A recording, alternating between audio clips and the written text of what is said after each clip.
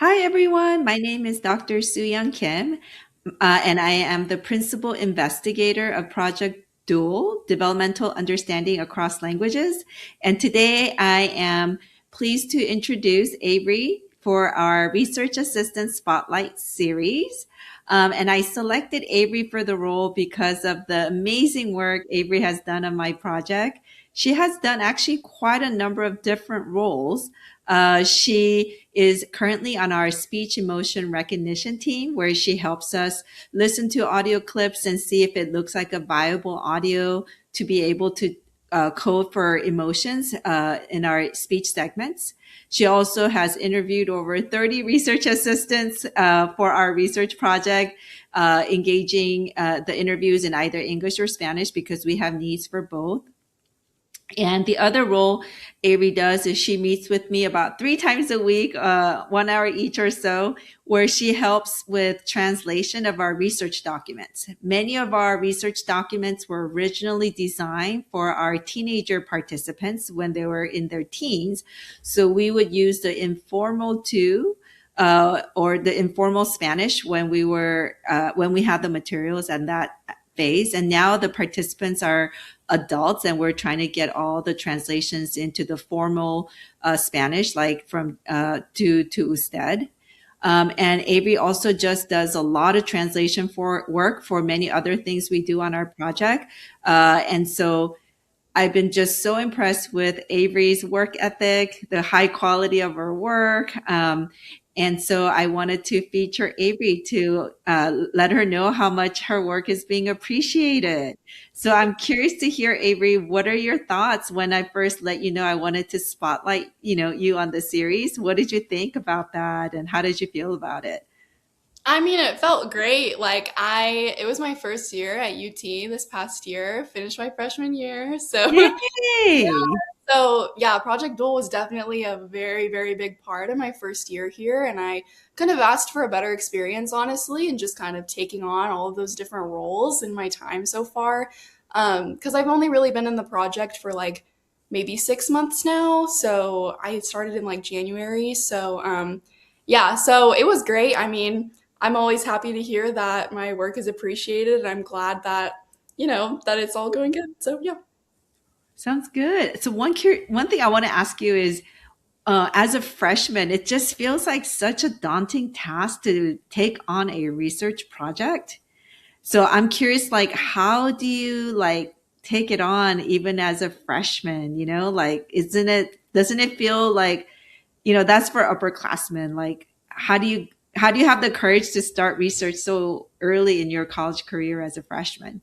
Yeah, honestly, I maybe this is not a common take, but I kind of think that starting early is the way to go, just because especially with freshman classes not being as like kind of niche or complicated, it's more like gen ed, kind of that first year. So I had a lot more time to focus on research and doing those kind of things for the project. So yeah, I think jumping in right away was definitely it worked out great for me, and I think it introduced me to kind of like a lab environment and how to work with people in that kind of sense. So I mean, it worked out perfectly for me. So yeah, Okay. So then yeah. how did you find us? Like, where did you find us, and how did you know to like, start the research process?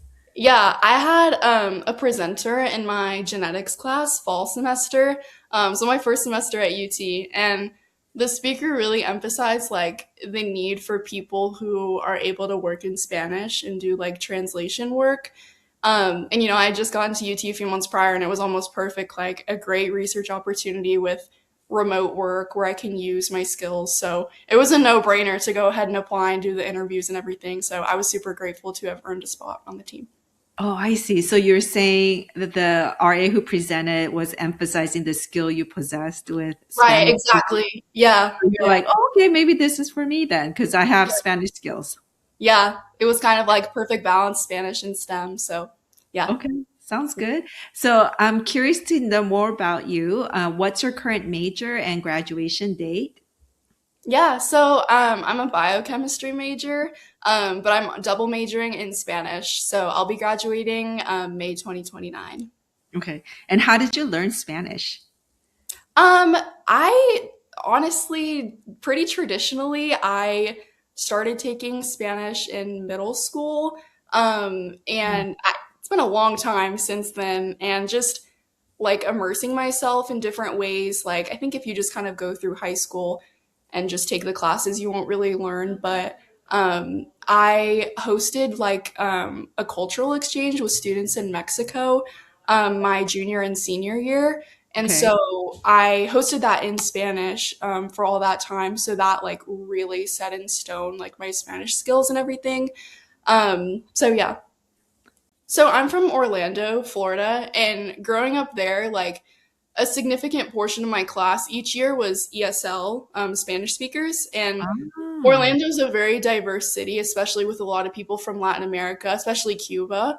Um, Mhm. so getting to experience that environment from a young age really made me want to close communication gaps and barriers in any way that I can, which is why I'm so passionate about language in addition to like science and biochem. Because Mhm. you can really see how it affects someone even from a young age, just being thrown into like an English speaking school when all you know at home is Spanish. So I mean, I've been learning for a while now, but huge shout out to my incredible IB Spanish teacher in high school, Senor Kaufman, who like his investment in me as a student and as a person is the reason why who I am today and why I'm still continuing. So, And what do you plan to do now, after you finish your biochem and the Spanish degrees? well, I'm not super sure, which is why I chose biochemistry because I feel like it's kind of the best of both worlds with med and research and pharmaceutical. But I really loved the two genetics classes that I've taken, and so I'm wanting to go into oncology. Oh, so you want to go to med school? I think yeah. Do you have any other thoughts on any other career paths, or your med school is that for right now? That's kind of where my head is at. I mean, this is like the first time I'm saying it out loud. I've just been thinking in my head, but yeah, I feel like coming to UT, everyone around me is like, yeah, I've known since I was 9 years old. I want to be an optometrist and all this. I'm like, I don't know what I want to do. So, but I think I'm finally getting there. So, yeah. Okay, interesting. Okay, so we'll see, Yeah, right? Okay. Well, you still have several years to go to right. figure it all out. And is there any fun fact about you that you may want to share? I love music and I play guitar. Um, Oh. I've been in music lessons for a long time, definitely one of my biggest hobbies. Mhm. Um, I love to see artists live too, so very convenient being so close to Moody. Oh, gotcha. I know there's so many opportunities. Right? Yeah, Yeah. it's incredible. So I know I described your role in my own words, but I'm curious to hear from your words, like what you do as a research assistant on my project. Yeah, so I'm part of the SER team, speech and motion recognition.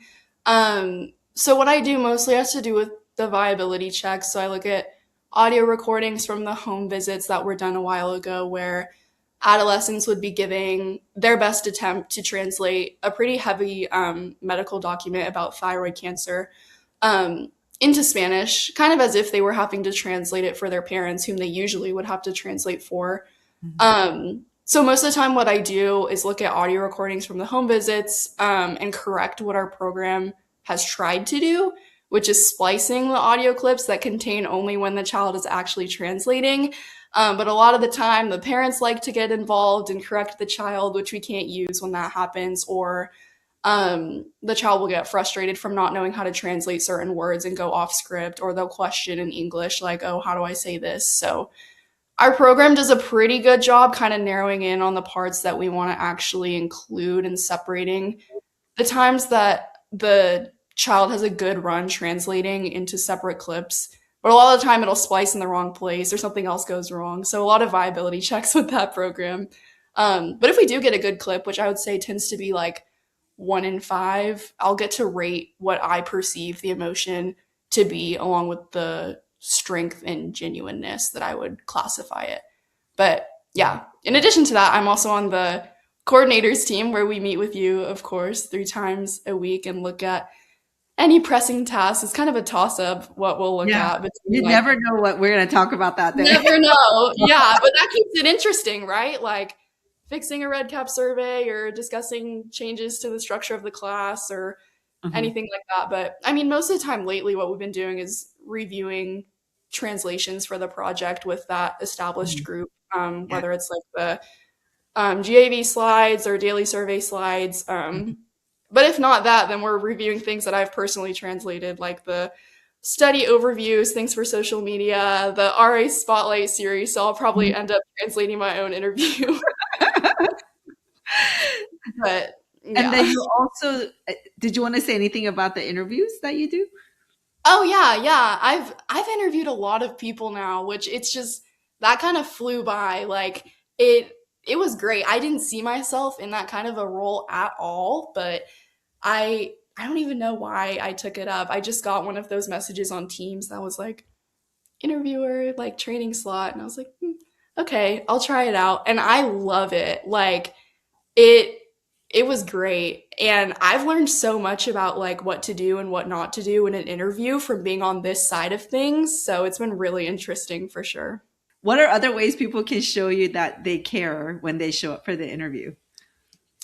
Um Probably asking meaningful questions. I give, at least during my interviews, whether they're in English or Spanish, I give several opportunities for questions. And a lot of the time, people will have really meaningful questions that I can tell they either prepared beforehand or they're genuinely listening to what I'm saying and came up with a question that makes sense.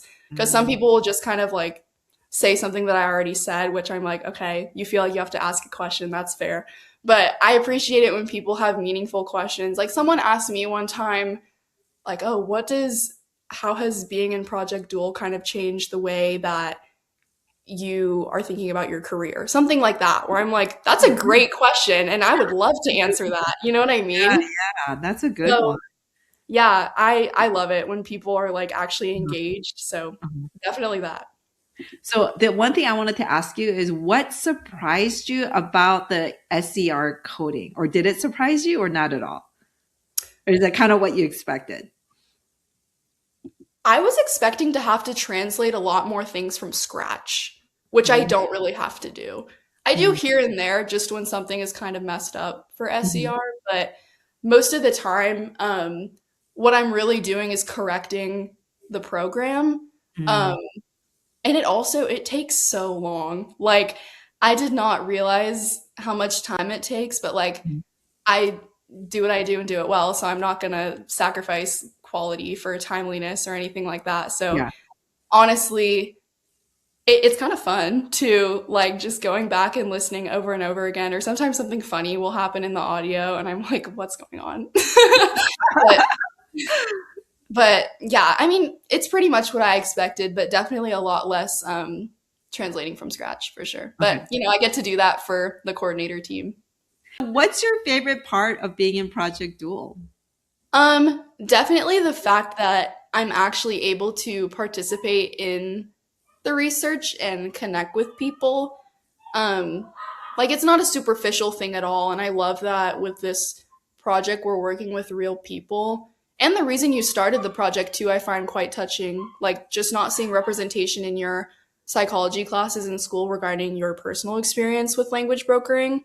So I think what the project does is really meaningful, which is really motivating. And if there's one word or sentence to describe your experience in the project, what do you think that would be? Um, I would say like immersive. With Yeah, with the project, I'm not just looking from afar and doing random like data management and cleanup where I don't know kind of what the bigger picture is, but rather I'm actually in there working with the various programs and figuring things out and sharing my opinions with you. Like I feel like my voice is really heard and I get to actually contribute a lot, which is great. So you said the word is what again? Immersive. Immersive. Wow, Mhm. that's a great word. I love that. Thank you. And how has your experience been with like the class meetings, discussion sections, the mentor meetings? Yeah, the class meetings were great and a super like helpful way to connect with other people in the project. Mhm. Beyond that, the mentor meetings were amazing because they provided a place for me to not feel silly, just asking one-on-one questions to someone that I'm comfortable with. So my mentor was also in my discussion section, so we became fast friends, and that was great. Oh, that's awesome. Yeah. So, I'm curious to hear about like your transformation as a research assistant on the project. Hmm. Like, what was it like, kind of like in the beginning, and then now that you're an experienced RA, Yeah. what is that transformation like? How to navigate those early months into now? Yeah. Yeah. At the beginning, I won't lie, it was a lot. I wasn't sure kind of where my place was because there are so many different roles to choose from. And I remember chatting with you because I realized being in between collection waves, I would work the best in more of a Spanish office role. So once Mhm. that was sorted out, everything kind of fell into place. And I Mm, became a lot more comfortable asserting myself confidently and asking about other roles. So that's kind of how I became an interviewer. But being mm, part of the coordinator team has definitely been my favorite. And it's different than when I started because I've really fallen into a rhythm and found my place in the research. So it just kind of feels natural at this point. I see, I see. And so, if you could say what are the new skills you develop, what would you say they are from the project? Um, I've learned a lot about communication, for one, and time management paired with that, which I know is not an original response. I've heard a lot of other RAs say that. But I mean, for good reason. I think the project really drills that into you. But I used to kind of leave people hanging, which is not good in terms of communication. So I've learned to be more responsive and actually get things taken care of when they're given to me rather than waiting. It was kind of hard to balance, especially the SER work with everything sometimes, but we're able to get extensions, so that would really hold me accountable. Again, like I would never want to sacrifice quality work for timeliness or vice versa. So specifically allotting more time for me to work on something during a given week is what really helped me. I've also become a much better speaker, I believe, especially after having conducted almost 30 interviews with most of them being Spanish too. So that's something I'm definitely proud of. Mm. And is there anything you think people don't know about Project Dual you wanted to point out? Ooh. Probably that it's all remote work. Mhm. Other than like the class and the meetings, um, and discussions, which you're able to schedule by yourself, which is very convenient. I Mhm. love having the choice to work whenever I can. Like if I have a random 20 minutes, it feels so much better to log in and work on things than to scroll. So I love that we're able to do that as RAs. I see. Yeah. And is there something you learned about yourself after being in the project? Um, I've learned that I'm a lot more confident than I thought. Like if there's a problem, I'm gonna let you know and I'm not gonna sit on it. I think that's partially myself as a human, but also the environment in the project is super comfortable and provides space for things to be addressed. Like if there's a group and we all know something's wrong, I will 100% be the one to unmute on the Zoom, for example, and get it figured out. Like I have no problem putting myself out there. Same with the interviews, like being the first person that someone's interacting with. It's a big deal, but I'm really loving it and I'm feeling like responsible for those RAs experiences. Mm. And can you describe a connection or relationship you made on Project Dual? Ooh. I've connected a lot with my mentor, Nadira. She was Mm. great. She kept it real with me, which I really, really loved. Like, I think you need to work on this, or I think this role would Oh, suit you a wow. lot better. Wow, she's a real mentor. I know, right? Like, it was great. I would ask her, like, do you think I would be good in this role? Yes or no? And she would give me a real response, which I appreciate a lot. So we became friends, which was great. And she was in my discussion section. So we were able to walk to and from those together, which was nice. But also Mariana, she's like my Project Dual big sister. Like she is the sweetest and like the environment that she's created being a team lead for SER. Even when I have some weird question I need help with, like she's like, just hop on Zoom and share your screen. Stuff like that, just little things. She's great. And I think she's the one that recommended me for the coordinator position too, which I'm so But grateful for. I'm so grateful. Like that means the world to me. So Yeah, so she was raving about you. So that's why Avery, we ended up going with you because she's like, you're not gonna go wrong with Avery. Oh my gosh, that makes me so happy. She's the best. She's so sweet. I know she really is, and she's just incredibly talented too, She is. as you know. Yeah, Uh, she's very organized, sophisticated. Yeah. yeah. So did doing my project change what you think about research in any way? I don't think it's really changed my view of research, which is a good thing because I've always seen research as, a constantly moving and progressing thing. I guess what I didn't really expect was having to wear several different hats and being a part of several different teams. Um, Mm, Getting to see, excuse me, so many different aspects of research because I'm working on so many different things. But mhm. no, overall, Project Duel lived up to my expectations for sure. And I think it's such a perfect undergraduate experience for getting introduced to research and working with people, whether it's colleagues or participants. Mm. And so then, what do you think your experience at UT has changed by being in the project too? Oh, absolutely. Yeah, I think I kind of got a community from Project Duel. Um, Mm. Not necessarily like socially, although I have made great friends, but kind of I'm seeing people that are in the same boat as me with many different types of like career related things and more that kind of route. So definitely it has changed my experience at UT a lot. I see. And what are some other significant experiences you've had at UT that did you want to highlight in any way in addition to the Um, project? yeah, I mean I've just finished my first year, but I'm also part of the um, ASBMS, which is like the Society for Biochemistry and Molecular Biology. So I actually got to be a moderator for a research symposium, which was such an incredible experience. Just being able to have like a front row seat to everyone presenting their research and their hard work, but also being the one to organize it logistically, it was great and it pushed me further into research as well. Cool. And what's any advice you may have? I know you kind of touched on this a bit. Do you have Mhm. any advice that you may have for future research assistants?